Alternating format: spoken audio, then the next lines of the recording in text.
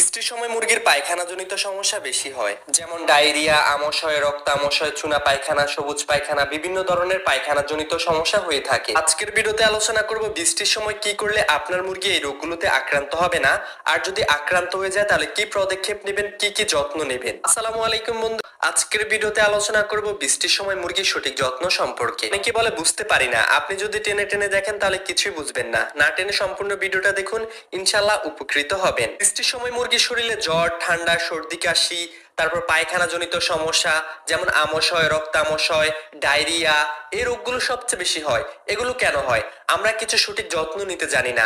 বৃষ্টিটা একটানা 4-5 দিন থাকে। এই 4-5 দিনে আপনি কি পদক্ষেপ নেবেন, কি করণীয়, যদি আপনি না বুঝেন তাহলে আপনার মুরগি এই রোগগুলোতে আক্রান্ত হয়ে যাবে। যদি একটানা বৃষ্টি চলতে থাকে 3-4 দিন, 5-6 দিন, তাহলে মুরগির শরীর আস্তে আস্তে শীতল হয়ে যায়, ঠান্ডা হয়ে যায়, তখন ইমিউনিটি সিস্টেম দুর্বল হয়ে যায়। তখন আপনার